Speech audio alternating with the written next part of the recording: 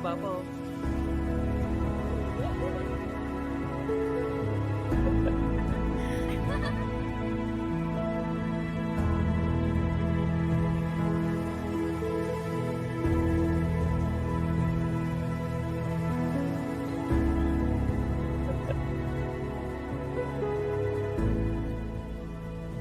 Miss ka na namin, Papa.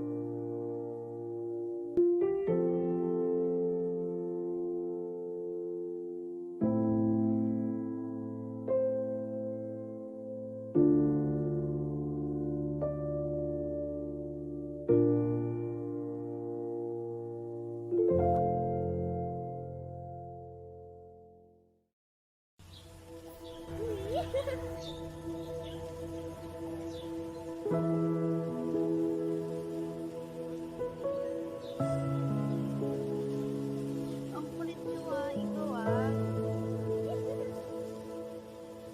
Paborito ka ni Daddy.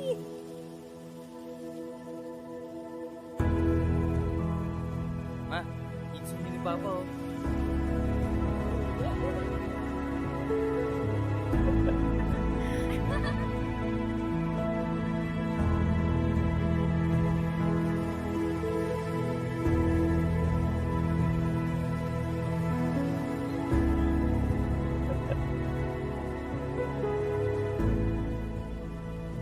Miss ka na namin, Papa.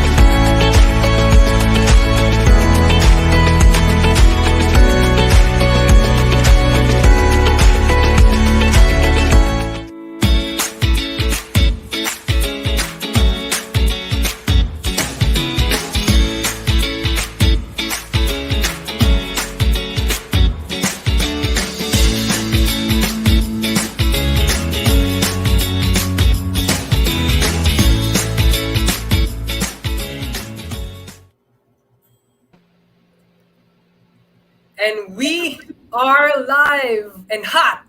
We are live and hot tonight. Welcome to Life Matters. I'm Ren Agawa.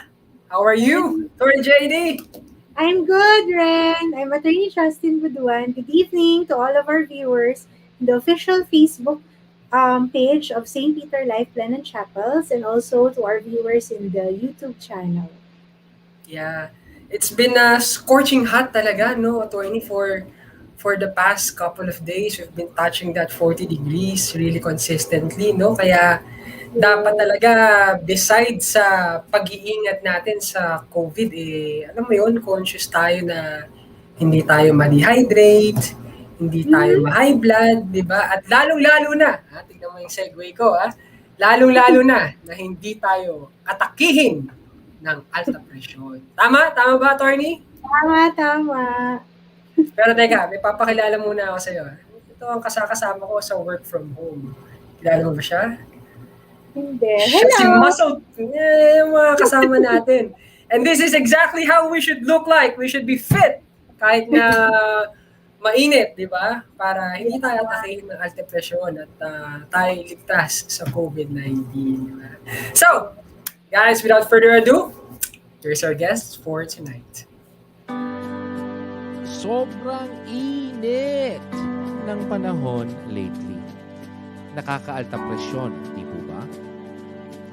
Kalma lang mga kapatid. Hypertension is a silent killer. Ngayong Hypertension Awareness Month, halina't alamin natin ang mga risks at agarang lunas para sa kondisyong ito. Sa tulong ni Dr. Flor de Lisa Ramirez dito sa Life Matters with hashtag Know Your Numbers.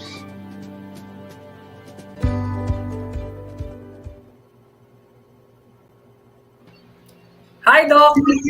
Good evening. Opo. Good evening, Doc Liz! Good evening, Sir Ren and Attorney Justin, and to all the viewers here. Opo.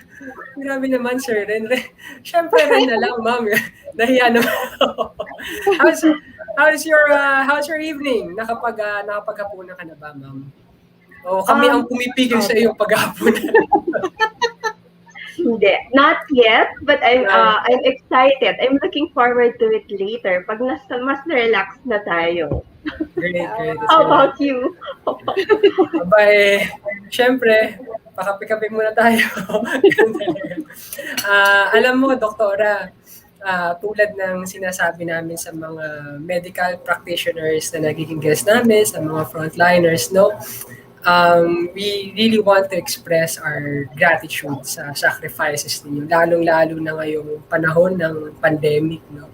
You guys are heroes, that's what we always say, and our prayers are always with you para sa safety ng ating mga beloved frontliners. Thank you very much. And that actually ends our show for tonight. Thank you very much for having me on the show. Because ayaw namin pigilan na mapanood mo ang iyong favorite Netflix shows. No? So, we are pretty much sure that you're following something. But just the same, kidding aside, Doc, sabi ko nga ang pinaka-importanting tanong na masagot mo for tonight, ano ba ang huli mong Netflix series na pinanood? Opo. Opo, ang answer dyan ay The Crown, no? So, I watched it because of the latest, syempre, controversy sa ating monarch. Wow, showbiz ka, doktora. So, let's go! Punta na tayo sa ating topic talaga. Baka mapagalitan ako ni Boss Rona. So, doktora, since we're talking about hypertension, no? So, of course, obviously, the question is, ano ba talaga ang hypertension, Doc? Is it the same as high blood? Yan ba yung is it something that we should be really be conscious of, aware of, Doctor? Yes, no, the answer to that is yes. We should be aware of it kasi talagang worldwide madami talaga ang mortalities, no, because of hypertension. And when you mention hypertension, we define it as chronic elevation in blood pressure. So, pang matagalang mataas na BP po. So, sa atin, sa mga Pilipino, usually, ini-equate po natin yan to alta pressyon or high blood pressure, no?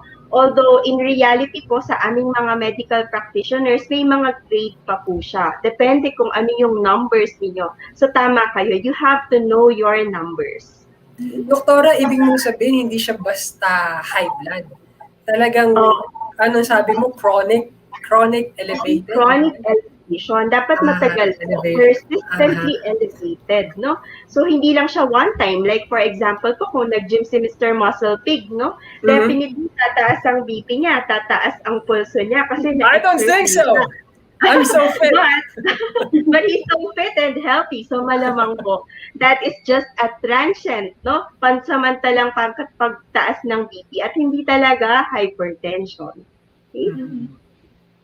So what So, exactly So Doc, what exactly happens when you're hypertensive? Ano bang nangyayari sa isang tao who is diagnosed as hypertensive?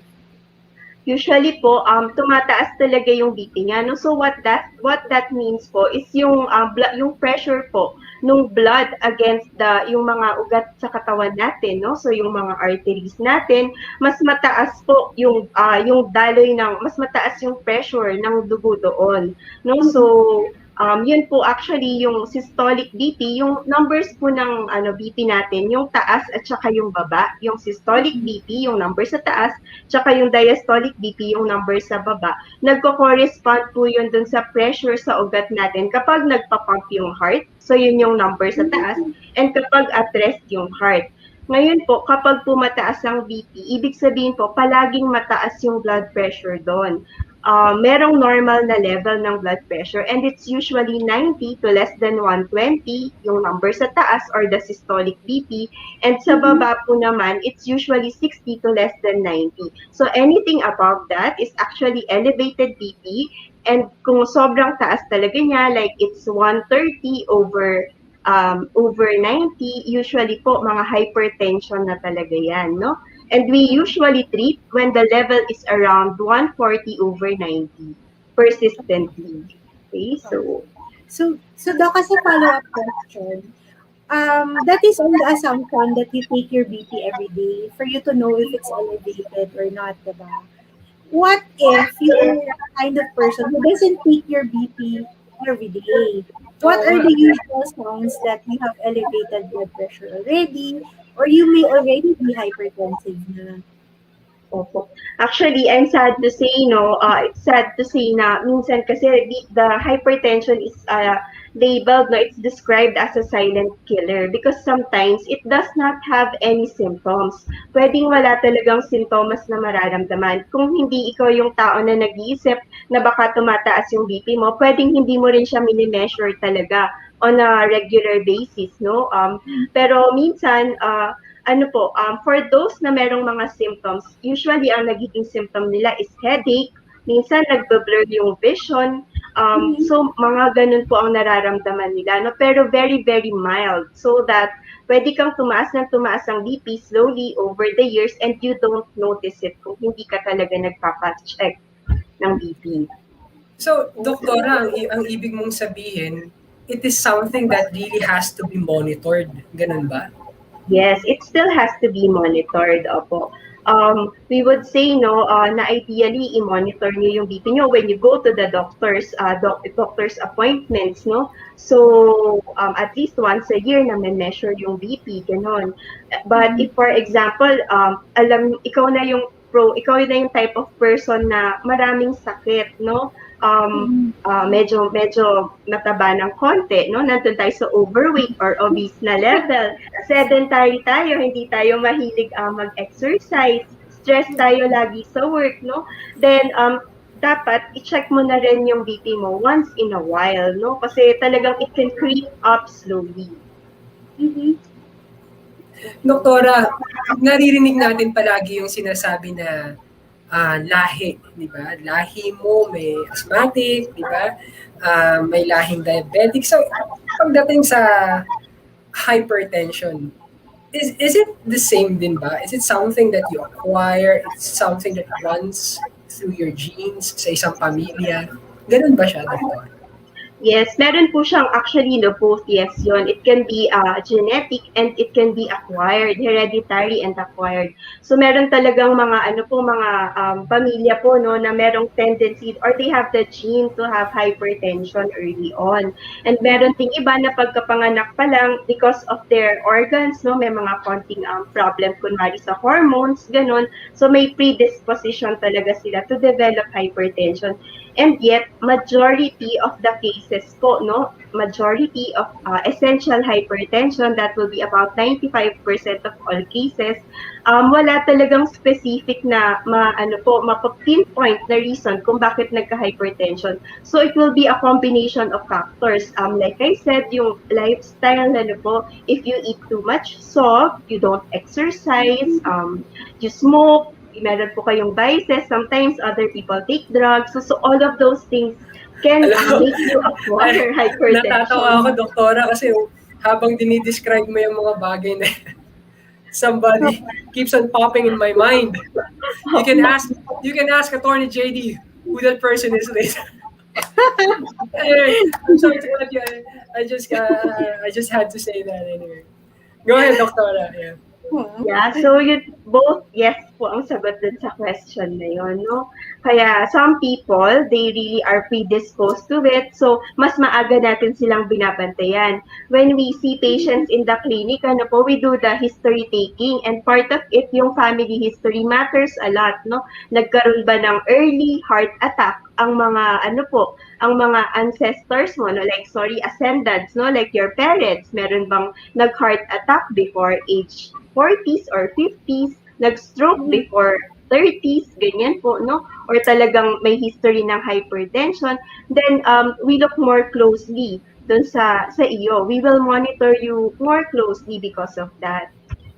So unfortunately, the answer there is yes, no? Yes. It is something that's past. No? Para bang, are you saying, Doktora, na however fit you may be, however fit you think you are, you regularly exercise, conscious about your diet. If one of your family members has this case, well, sorry to say, you have this chance of getting it. Ganun ba? Parang ganun ba? Yes, opo, pero not to the extent that you can inherit some diseases, no? Like for example, yung diabetes, when your parents have it, no, mas malaki yung chance na you will really get it. Sa hypertension, yung association is not that strong. So, mas malaki pa rin part dito will be the acquired part, no? Yung mga ginagawa mo sa sarili. It's because of you. Yes. It's because of you. Oh. Yes, that's right. So Doc Liza, there's this belief na if you're a hot-headed person, palaging mainit ang puso mo, Oh, wow! you can be hypertensive daw. So, is this really true? It's true. Opo, it's true, ano po. Yung mga type A personality, ano po, kasi yung stress really drives the BP up. No, you have to remember, everything comes from the brain, ano po. So, kung anxious kayo, stressed kayo, the brain will send signals to the body, no? So, it's part of minsan it's part of the stress response, fight or flight. So kung laging may ganong condition sa body mo, yung body mo will really be conditioned to have a higher BP. So true po yan, no? Actually, they made a study before amongst doctors na mas toxic yung like cardiologists versus dermatologists, office workers na mas mahirap yung work, ano? And they really found out na mga 200 to 300% increase yung cardiovascular diseases for those persons na talagang mataas yung stress sa work. Oh. So we have to manage stress. Opo, right? But it comes with the job. Actually, that comes with the job. I'm speaking That's for all true. of you, right? It comes with the job. It's as if you are talking to yourself already. Your reaction. Yes, I'm talking to myself. No, both of you. yung reaction ni Doktora, di ba? The way she's saying it, it's as if she's giving advice to herself. True, opo. Yun. We have to be conscious of it, no? Kasi talagang we have to learn how to chill, how to relax, Yeah. how to manage the stress, no? That's why, kung napansin niyo po recently, bigla ring sumikat yung mga yoga, meditation, journaling, Yeah. gardening, di ba? All of these things kasi can really lower down your stress and PP, no? So it's a conscious act then to control the stress if you're that type of person. And marami tayong ganyan. Ayun. Well, at least marami tayo. Finally. Oo. So, hindi lang pala siya, doktora, it's not just an assumption, na porket mainitin ang ulo mo, prone ka sa hypertension, So, Attorney JD, sa iyong sa pagpapaliwanag ni doktora, I suppose meron kang pagbibigyan ng payo sa mga sinasabi. Just in case that he's not watching. So, pero wag mo masyadong ini-stress si Ninong kasi, doktora, yan ang sinasabi. Ay, attorney. I think Doc Liza will agree. Both for doctors and lawyers, stress really comes with the job. So, Wow. it's part of the training to know how to chill and to relax. Because you can't really avoid it. If you want to avoid stress, might as well look for another profession. Oh, wow. Okay. That's the reality of it. All right. So, it's as if you're telling me that. True, opo. Actually, in this pandemic, everyone is stressed, di ba? Even the homemakers, di ba? Super stressed. Yes. They're also teachers. So I think talaga, opo, to be honest, dumami din talaga yung cases natin ng hypertension. Yeah. And yung iba po na controlled before the pandemic, no, yung regularly nagpo-follow up. So they missed 1 year minsan of check-up because they didn't want to go out last year, di ba? They couldn't go to the clinic. And then this year, nung bumalik sila, sometimes mas mahirap i-control yung out of control yung hypertension, biglang naging diabetic, no? So po tayo talaga. We really, all of us have to find ways to de-stress. Everyone, not only doctors, lawyers, but policemen, writers, even yung community pantry organizers. So wow, okay. everyone talaga. Doktora, it's good that you brought up yung sinasabi mo nga na people who were supposed to get checkups last year weren't able to get their regular checkups. Lalong-lalo na those who are may kaso na ng hypertension, So, what would be your advice to those people na hindi na nakapunta ng mga ospital, but they want to, but they can't, di ba? How should they manage themselves ngayong everyone's pretty much confined sa bahay? Opo. So, at home... Hindi pa to final thoughts, doktora. Baka kala mo final thoughts. Yes. Wala pa tayo. But usually, even on the first checkup, we give instructions. Like, if you are already hypertensive talaga, mataas talaga yung BP mo, one of the things that you should do is, of course, be adherent to your medication, no? Usually po, ang mga maintenance medication, katulad ng gamot sa hypertension, tinutuloy po talaga yan. No, sometimes kasi people think, opo. I just have to say this, Mama, makinig ka, Mama. I just hope my mother is watching. I always tell her to watch, particularly this episode. So, Mama, listen to Doc Liz, okay? Go ahead, Doctor.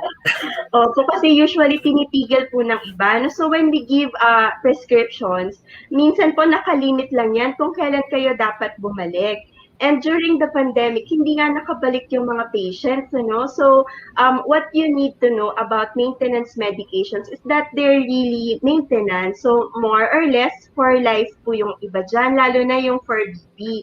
Tapos, kung nagmo-monitor naman po kayo ng BP sa bahay, and talagang nakikita nyo na nandun lang kayo sa target, say, medyo may edad na po, 50s, ganyan. Ang target lang natin is 130/80, pababa, 130/90, ganyan.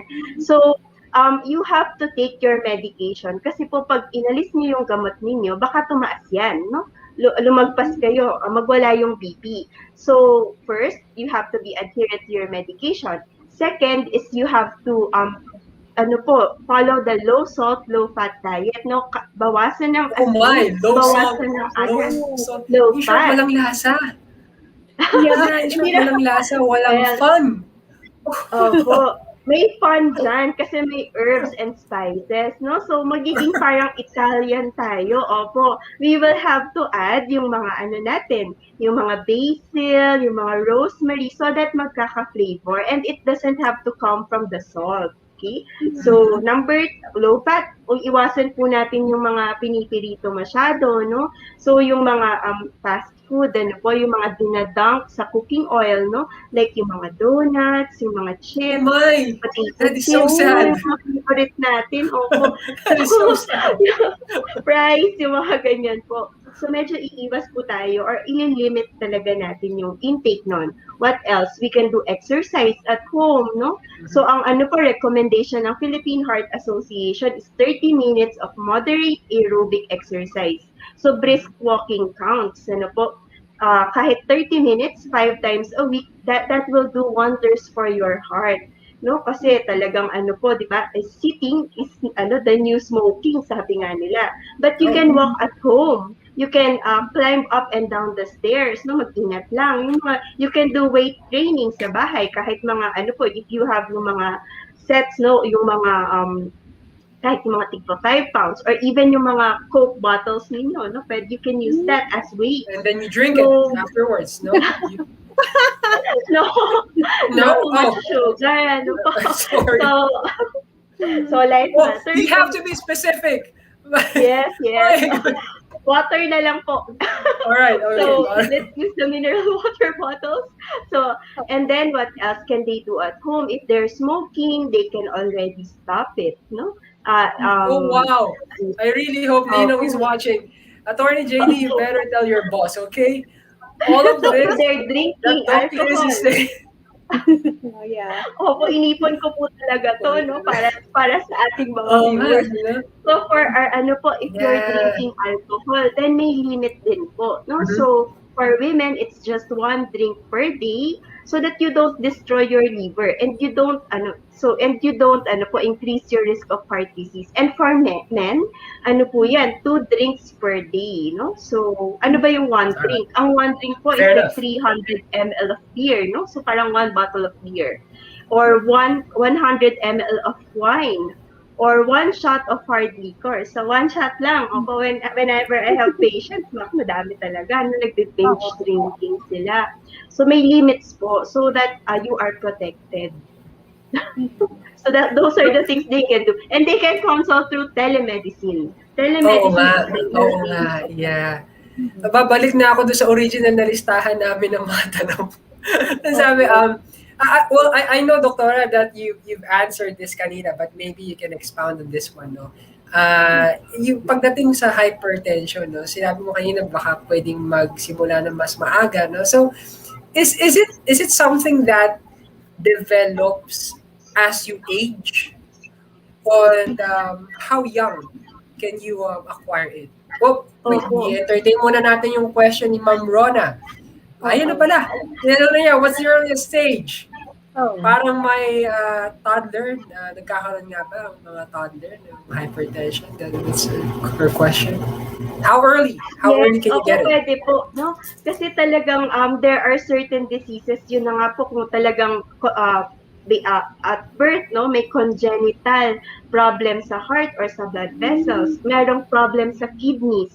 So meron po kasing dalawang klase ng hypertension, no? So yung first, yung essential, yun yung nabanggit natin, majority 95% have it, no? And usually you cannot exactly pinpoint kung alin yung naging problem. Was it the lifestyle, yung vices, no? But then there's also the secondary hypertension. And secondary po is more or less because of our reason, no? May nagkaroon ng problem sa body.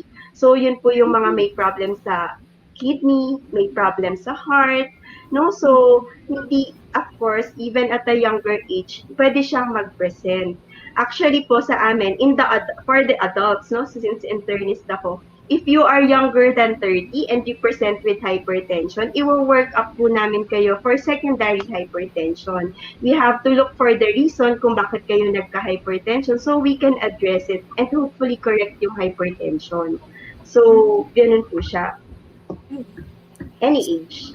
Yeah. So, Doc, what comes first? Is it the congenital or the hypertension?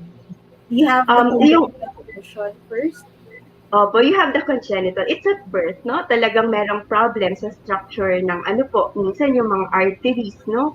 O kaya minsan kasi yung pong hypertension, maraming nagko-control dyan. So there's the brain, and then ma-affect niya po yung heart, no? And then ma-affect niya yung mga blood vessels, and then yung kidneys is also, yung kidney po natin, it's a very big factor sa hypertension. That's why a lot of yung mga gamot po, no? Yung mga tinatawag nating ACE inhibitors and ARBs, nakatutok sila dun sa kidney na part. So, yun po yung mga minsan nagkaka-problem. And then magde-develop ang hypertension because of that. It's a secondary secondary hypertension talaga siya. So, Doc, before the break, I just have a question. In addition to the maintenance medicines, there are certain vegetables or herbs and spices that they say can help lower your blood pressure. So among them is tanglad or lemongrass. Is it true that if you have it, if you take it as tea every night, it will help you lower your blood pressure, will help you manage? And what are the other vegetables or herbs and spices that can also help you manage your blood pressure? So actually po, talagang there's no specific vegetable na nababanggit sa mga guidelines po. In general, as a group po, fruits and vegetables, we have a diet for hypertension na ang tawag dietary approaches to stop hypertension or DASH diet. Na-order po ito sa mga delivery services, no, yung mga medical meals. So medical meal plan. So yun pong pinakababa ng pyramid. It's a pyramid. You have to have 8 to 10 servings of fruit and vegetables per day. It doesn't matter kung anong kind ng ng vegetables. And a serving is it's like half a cup of cooked vegetables. Ganun po yung serving. So what else? What food? Mga nuts. No, nuts have been found to help improve hypertension. So a handful of nuts can improve the cardiovascular health. Green tea and coffee, no? Actually, 2 to 3 cups of coffee per day. And include nyo na po dun yung tea, no? That will, since you already had 1 cup, so that will also improve your health because they have chemicals. So they have yung mga catechins, flavonols, which are good for the heart. So far, yun po yung mga additional, no? Dun sa diet. Let's make it clear again. Coffee is... Chocolate. Sorry, I forgot. Dark chocolate. Really? Coffee is actually good for the heart. Coffee is good for the heart. Actually, yes. My wife has to hear this. She has Is it pure coffee, Doc? Black coffee? Not frappuccino, of course, because it's a lot of fats. So, that makes you a cheater. What's different? Not frappuccino. Pure coffee. Frappuccino po kasi will have lots of sugar, and that's the problem. It has to be black. It has to be black coffee. Well, minsan pwede naman. But we don't want to limit ourselves too severely, right? But we want to enjoy. So from time to time, it's okay to have that cup of frappuccino. But in the guidelines, it's really just coffee. We take it to black coffee. The thing, Doctor, is how big is that cup of frappuccino? Yeah, iba pa rin yung cup. The regular cup. Doctora, the problem is you are talking to a lawyer. So you have to be very specific. Her cup of coffee is different from my cup of coffee. That's right. Clarify. Wait, I'm sorry, guys. I just have to ask this.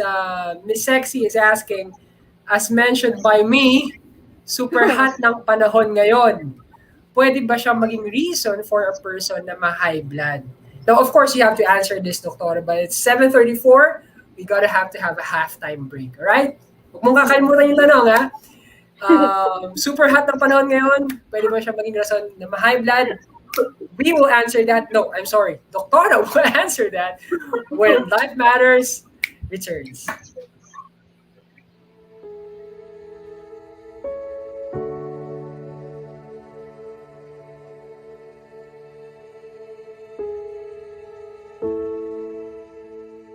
Parang kailan lang.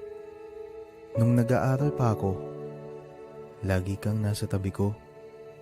Kahit napagod ka, pipilitin mo pa rin akong tulungan. Kahit abutin tayo ng umaga.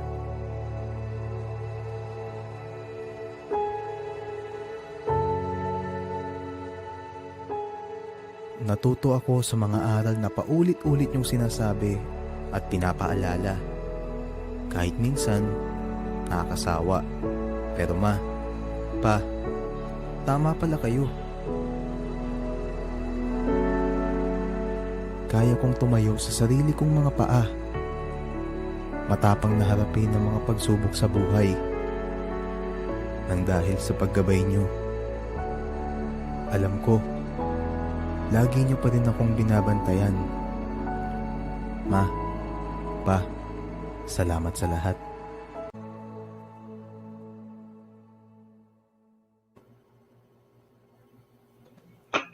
Alright, welcome back, guys. Wait, I just have to do this.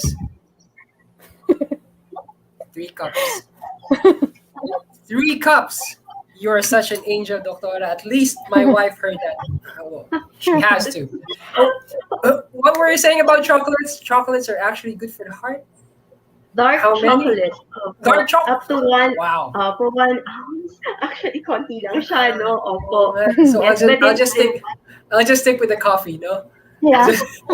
Well, at least a doctor finally made that justification, di ba? Tama. Yes. Now you answer the question. As mentioned by me, super hot ng panahon ngayon, pwede ba siyang maging reason for a person na ma-high blood? Pwede nga ba, Doktora? Pwede, it's possible, ano po. Kasi it's, there's such a thing as heat stress also, no? Kapag anything that causes your body to be under stress, tataas talaga ang BP as a natural response. But it doesn't, pwede kang ma-high blood, but, you know, this is temporary hypertension. This is transient hypertension. Kung wala ka naman talagang hypertension, as soon as na-resolve yung heat, no, if you've taken enough water, no, so you've managed to rehydrate yourself and take away yourself from yung situation na yun. For example, if you're working in a factory na maraming boilers, then that pagiging babalik din yan sa normal because you're not really truly hypertensive, no? It was just a transient elevation in BP and we don't consider this hypertension. Hypertension has to be you mean persistent. it's just temporary. Ganun ba yun? Temporary. But that's right. We have to also mention this, yung BP po, it doesn't stay sa isang number lang all the time. It changes minute per minute. It depending on what you are doing, kung anong situation ng body, if you're sleeping, if you're exercising, if you're under stress, no, doing an interview. So, po yan? So, tataas yan, no, as a natural physiologic response. But, dapat bumaba din yan. If you don't really have hypertension, bababa din po yan sa normal, no? So, Doc, one of our territory heads, si Ma'am Joanne Cadavida, has a question. So, how does blood pressure really rise? Kasi you said the numbers differ. So what is the trigger that will make it rise beyond normal or make it go down from normal? So all of the risk factors mentioned po, no? So if you're constantly having a high salt diet, so all of those things, smoking, yung drug intake, no? And then yung lack of exercise, magpapataas po yan ng BP slowly. And the specific mechanism is, usually there's a signal from the brain, it triggers your sympathetic nervous response. So po siya, no? The one that, and then that SNS, the sympathetic nervous system, will send chemicals po to your heart, to contract more. to your blood vessels to become smaller, ano po. So, and then for your kidneys also to actually to have more salt, ano po. So, merong mga systems na matitrigger. So, there's a specific system called the renin-angiotensin-aldosterone system. All of this will work together so that ang ano po, ang magiging ultimate effect would be that mas mataas yung heart rate, mas strong yung pumping ng heart, opo, so that yung blood pressure, no, yung pressure that pushes the blood out of the heart will be stronger, and then yung blood vessels niyo po, if they're also smaller, then mas mataas din yung pressure because di po ba pag lumiliit yung diameter, no, so tataas yan. So it's a cycle po, no, it's a continuous cycle. That's actually how the blood pressure rises in the body. So it's a combination of organs starting from the brain to the blood vessels, the heart, the kidneys, no?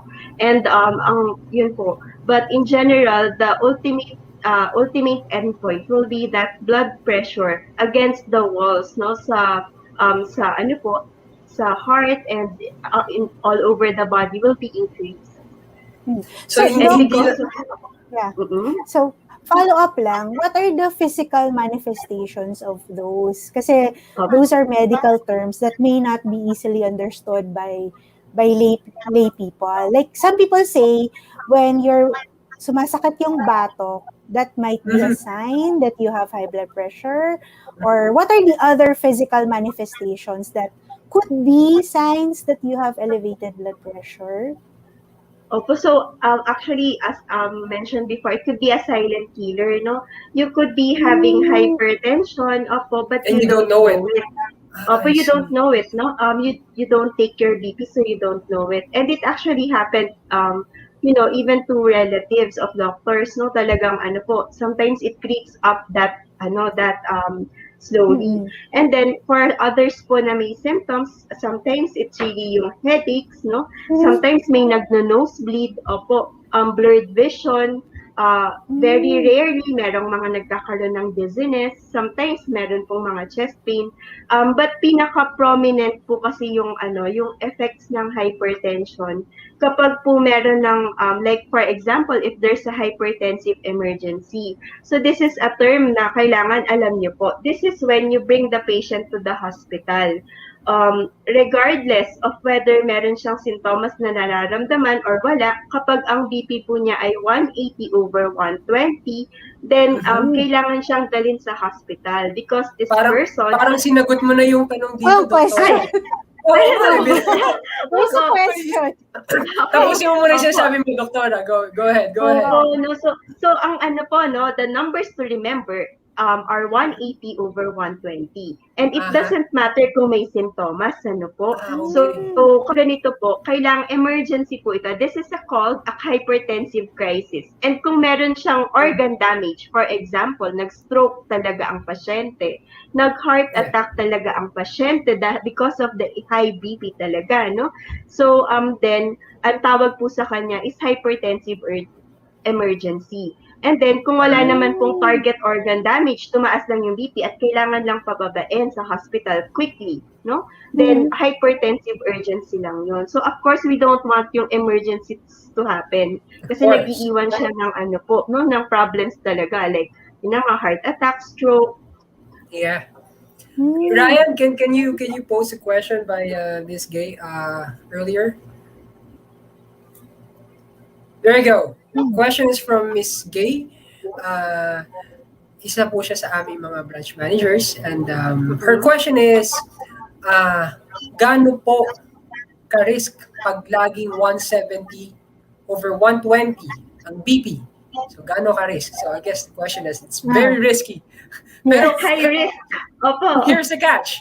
The one that you've been telling for the past 45 minutes. Pero wala naman pong nararamdaman na pananakit ng ulo. O kahit anumang symptoms. 41 years old po, lalaki. So thank God it's not you, Ms. Gay. So, answer there, Doktora, is, gaano daw ba ka-risk? Opo, yeah. It's very, of course, no? Opo, kasi yung systolic po, yung taas na number is very near 180. And actually, yung babang number po is nandito na sa level natin ng hypertensive emergency, no? So this patient po, has to be seen by a doctor immediately. Kailangan na po Now, control yung BP na yan. Opo, as soon as you can. Ano po, in fact, kung nag 180 over 120 and 170 over 120 na, ideally po nasa ER na yan. No, kinokontrol na ang wow. BP niyan with IV, medications, mga nakaswerong gamot, no, kasi gusto natin maibaba agad. So, kung hindi naman po nyo idadalin sa ER, dapat right away din po, no, as soon as you can, dalhin nyo na sa doctor so that makapagbigay na po ng mga medications to control the BP. Hindi po sustainable ang ganito kataas na BP, no. Eventually, magkakaroon talaga ng end organ damage yung patient. And we don't want that. Lalo na kung 41 years old, mahaba pa ang life expectancy. Gusto po natin maganda ang quality of life. So we have to prevent any complications from having a high BP. Nako, so Miss Gay, so we're assuming you're watching, you know what to do. You bring that guy in the hospital. Ngayon na. Ngayon na. So, Doc Liza, we are well aware because of COVID-19, there's really problems in our hospitals. There's limited capacity, di ba? So, as much as you wanted to bring someone to the ER, they might be waiting for a long time in the ER for someone to attend to them. So, what do you advise as a first aid, or what you do in the meantime where there's no doctor that can see this person? Ano po kaya yung pwedeng gawin in the meantime? So, that really depends on the level of BP, ano po. Kung kunwaring less than yung hypertensive emergency na na BP level, then you can just ask the person to first pwede kayong mag-telemedicine because really in this case po, you need the medications. They're the fastest way to control the BP. But at home, kung wala pa po kayong mga gamot talaga, no, and prescription medications, so kailangan lahat ng RX, no? So, ang gagawin niyo po is to ask the person to relax. Lalo, kunwari po, meron po kasi mga ibang na-hospital dahil nakipag-away, no? Nagkaroon ng, talagang, siya, emotionally involved sa isang argument. Sobrang sa K-drama. Hindi naman. Sobrang sa puyat, sa kape, So, yun po, no, naki-soju dun sa K-drama. So, pag tumaas ang BP nila, first you have to ask them to relax. And then sa house, actually, yun talaga yung, I think, yung pwede nyo lang gawin. And telemedicine, no? Wala po kaming masyadong gamot that can be given, no, for a patient na tumaas yung BP na sobrang taas. As first aid, hindi pwede. Walang ganun. Kasi it's a prescription drug. Even so there's this drug po na nilalagay sa ilalim ng dila. Baka nakikita niyo yun sa mga clinics ninyo and sa office ninyo. Minsan po ang tawag sa kanya, ang generic is clonidine. No, I don't think I can mention yung mga brands. Yeah. But yung gamot po na ito ay hindi talaga nire-recommend, no? Hindi na po yan talaga nire-recommend ng mga cardiologists, no? Kasi ayaw natin na bumagsak din ng mabilis yung BP. We don't want a BP that's too high or too low. Either way, pwede kayong mag-stroke. No? So you can have a hemorrhagic stroke, may puputok na ugat dahil sobrang taas ng BP, and you can have an ischemic stroke, yung wala namang dadaang dugo, dadaloy na dugo kasi bagsak na bagsak ang BP. So yung mga ganito pong mga gamot, they are usually only given kung may nurse sa clinic and nandun na yung gamot, may doctor sa clinic. At home po, very little. Very little. You just have to ask the person to relax muna and consult immediately via telemedicine. No? So at least you can be given the prescription. What you're saying, Doctora, is there's really no other way but for the person to calm down. Bukod doon, wala ka na magagawa talaga. Yes, just very little. Whatever, kasi po ang hypertension, meron ting tinatawag na reactive minsan, no? Reactive in the sense na, kunwari, talagang may hypertension siya, tapos may narinig pa siyang masamang balita, or may nakaaway siya. So, pwede pang tumaas because of that additional factor. Remember, everything comes from the brain. Perhaps, Doctora, one first aid maybe is stop using your Facebook. Maybe get out of Twitter. Parang gano'n, di ba? To lessen the chances of you getting hypertension, get out of Twitter, get out of social media, and perhaps just watch Life Matters, no? Pwede ba yun, Doctora? Pwede ka na. Yes. I know. Yeah.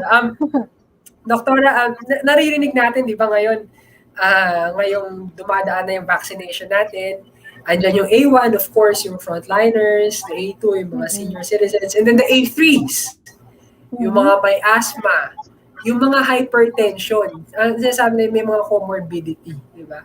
Bakit ba siya na-consider na as Priority. comorbidity? Oo, bakit siya nasama doon? Well, comorbidities po in general, it's a term for diseases, no? So, you have a healthy adult, wala pang mga sakit, and then you have adults with diseases. So, adults with comorbidities. And any disease po will come under that category. So, it can be asthma, it can be hypertension, it can be diabetes, no? It can be yung mga stroke, yung mga seizures, mga ganun po. Especially for COVID, specifically. And the reason, not all comorbidities are actually considered sa A3 category. Nakalist din lang po kung ano po yung mga, di ba? Kasi yung hypertension is one, di ba? Opo, yung iba darating migraine, yung iba darating yung mga ganito. So they're not considered, no? Yun lang pong mga diseases na nakita talaga na if you get COVID and you have that disease, malamang magiging severe or critical yung case. So not all diseases. But they're all called comorbidities. Okay. Para bang the chances of you worsening is higher compared to the others, no? Kaya That's pinapayagan right. ka na makasali dun sa A3 classification na yan. We have a question from Miss Bambi. She's asking, may possibility ba na maalis ang maintenance? Nako, Ate Bambi, mukhang alam ni Doktora sagot dito. Mukhang alam ko na sabihin ni Doktora. Maintenance medicines if more than 6 months na normal ang lab tests. And the answer there is? And the answer there is merong possibility naman. Of course, na laging may hope. No, but usually po, nangyayari to for the elderly. I was hoping na sabi mo wala kasi my mother might be justifying. Sabi, kita mo na, maganda na ang lab test ko, pwedeng hindi na ako, So, I was hoping that your answer there would be no, para marinig niya na, hindi, you have to take it. So, so may possibility, but only if, for example, you're frail, elderly na, senior citizen, so we don't want to control the blood pressure too much, no? So, we don't want it going down too much then. But for example, kung 40s pa tayo, 50s, even if maganda ang lab results natin, mostly the maintenance medication will stay. Lalo na if it's only bringing you down, not to normal levels, but to the acceptable. So iba po yung normal sa acceptable levels, no? Because as we grow older, mas nagiging stiff yung blood vessels, so tataas talaga yung BP natin. Siya yung napupuno, nagkakaroon ng mga deposits, ng taba, so talagang ang tendency tumataas ang BP. So we have a leeway for that. Pero mostly magsa-stay as maintenance talaga yan. And if you have to stop, the doctor will have to say it. Opo. I got confused na. Sabi mo kapag you're in your 40s or your 50s, you gotta take it. Diba? Parang ganyan sabi. But if you're medyo senior na, may chances na hindi mo na siya need to take. Ganun ba? Is that what you're saying? That's right. There's a chance na tatanggalin siya because iba na po kasi yung iba na syempre yung cardiovascular system ng elderly, no? Mas stiff na yung blood vessels nila, and we don't want also them to have too low blood pressures. So that's the reason why minsan tinatanggal natin yan. But that's not true for all elderly also, no? So, the doctor will really have to decide kung pwede ba natin gawin yon, will it be safe? If you remove the maintenance po, no? And kailangan mo siya, what will happen is that slowly, your body will have end organ damage, no? Pwede pong nagkakaroon ng hemorrhages sa mata, pwedeng nagkakaroon ng mga yun na nga po, no? So, nagkakaroon ng maraming problems, no? Pwede pong yung blood vessels natin is magkakaroon ng mga sugat-sugat, no? Because ang taas ng blood pressure na tumadaan sa kanya, yung sheer stress, no, na experience niya, pwede pong humina yung walls ng mga blood vessels natin, magka-aneurysm tayo, Right. no? Kung sobrang taas ng mga BP, bukod pa sa stroke, sa heart attack. So all of these things, and pwede rin pong mag-cause yan ng kidney disease, no? Number 2 cause po ng nagdadialysis is hypertensive nephropathy. So na-damage Oh, wow. ng mataas na BP yung kidney. So yun po yung mga ingatan. Dr. Rona has another question. Can you double dose? Like, take your meds again. Siguro, sinasabi niya, dinake na niya, then she took it again. Kasi daw, usually, morning lang ang prescription.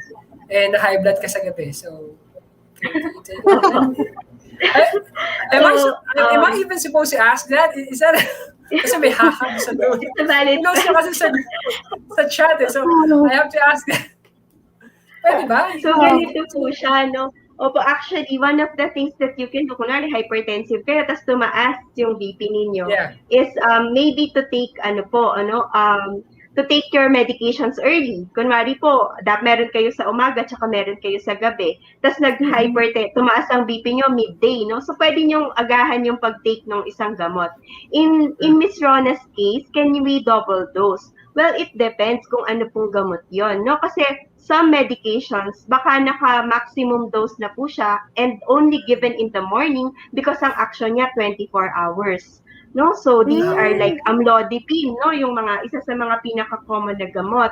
We only really give it usually once a day, no, kung single tablet lang and it only contains amlodipine kasi matagal naman yung yung duration of action. So you can't double dose all the time. It depends on the medication. Kung meron pa bang itataas, like wala ka pa dun sa maximum dose for the day. So this one po, it depends on the medication. Yeah.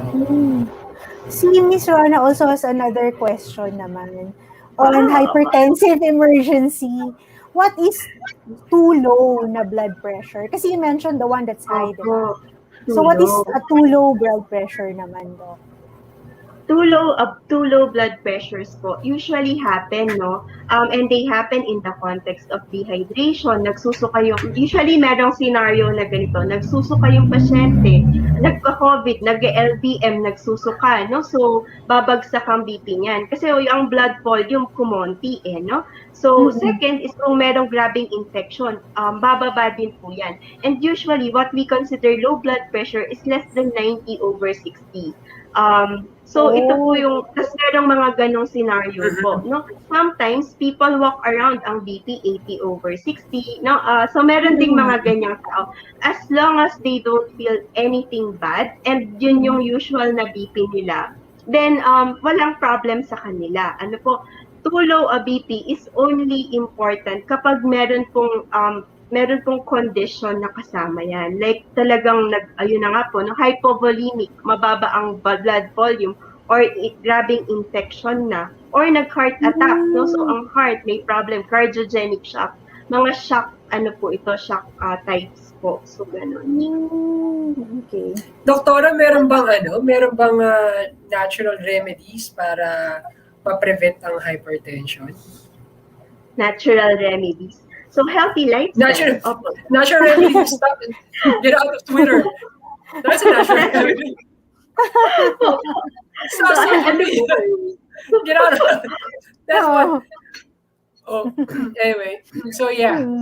Have a healthy lifestyle. Oo nga naman, Ba't ba naisama siya? I think Go ahead, attorney. I have a question, Doc. Kasi I think it's recurring. You always mention stress being the cause of hypertension. We discussed what you do before you have that stress to prevent stress. Pero what do you do when you're at the moment, you're so stressed already? So, what are your tips or what are the things that you should do to control that stress na hindi ka na maging hypertensive? Kasi we all talked about what you do before. Is this like a personal question? Is this like more personal question? What do you do? Other than, So ano how do po you siya, no? relax? First of all, you really have to have a conscious grasp on your feelings, ano po. When you when you recognize na talagang ano po, I am getting angry, I am getting stressed, no, then you can do deep breathing actually. You know, that's one of the things. They said not to say anything right away, di ba? Step back. Oo. Opo, take your time. Maybe ito po yung mga ano po, tips namin sa vaccination centers, no? Wow. Inhale maybe mga 4 deep breaths, ano po, hold it for 2 seconds, and then exhale for ano po, 4 counts then, no? So you do that repeatedly, maybe you can calm yourself, no? Think of something nice, maybe your pets, your plants, no? Yung Oo. mga ganun po, no? Maybe your favorite K-drama actor, no? Yung mga ganun, opo, which will give you good vibes. But Oo. usually po at the moment of stress, you have to be conscious of it, and you should think na the complications will be on you. So yung mga Yes. magiging sakit, no, like I have had a patient na nag-stroke because of nakikipag-away, no. So opo, so union leader then, so you can just imagine the personality Yeah. type. So Mhm. let's I get avoid it. that kasi mag-suffer I yung know body that natin. well. Yeah. So, Doc, I was wondering, that also means to avoid triggers, right? Those things that can really stress you out and make you mad. So I was wondering, this is a personal question. Can you walk out? I mean, if you're like super mad na, can you walk out? Can you? You can, opo, just siguro po, And so are that you hindi sure? siya maging Are you sure you're going to push through this question? conflict. Yes. Opo, maybe you should just say, I need a moment to to relax myself, Yeah. no, to compose myself. And then kasi sometimes po these things, no, when you go back after a few hours or the next day, no, kung mahaba-haba yung time, sometimes they don't seem to matter that much naman pala. It's just the burst of Right. emotion, yung outburst of emotion. No? Sabi nila, if it won't matter 10 years from now, di ba, don't, Yeah. parang don't hold on to it too much. So, opo, Yes. I think it's something to be learned, Or how just to get your control the coffee. stress and the emotion. True. Opo. Yeah. Get your three cups, di ba? Well, Or you can log out Dr. in Zoom. Helicopter. There's a problem with your signal in Zoom. Doctor, it's 8 o'clock already. We really had a great time, but we have to end the show. Your final thoughts, Doctora, Yes. on hypertension. Oo. Yung inyong huling pabaon sa amin, ay yung mga huling mensahe about hypertension. So first, thank you for Opo for giving me this opportunity, no, to talk about hypertension with you guys and the viewers. First, Opo, in this at this time, no, for me ang pinaka-important thing na I can impart to you about hypertension is first make sure your sources are good, no. So when you listen to people po, kasi this is also a pandemic of misinformation. Make sure you listen to the experts so that you're getting the right advice, no? Number 1 po yan. Number 2, for hypertension specifically, hypertension can be prevented, no? So yun na nga po, you can just exercise, you can adopt a healthy lifestyle, so low salt, low fat diet. There is a Healthy diet called lifestyle. Healthy Opo. lifestyle. That's right. No? And then there's such a thing as DASH diet that you can you can Google and download, no, and it will give you the pyramid of the food that you need to take kung hypertensive kayo. Second is adhere to your medications. Make sure you do the regular follow-ups. Exercise 30 minutes a day, no, 5 times a week, even 1 minute exercises, no.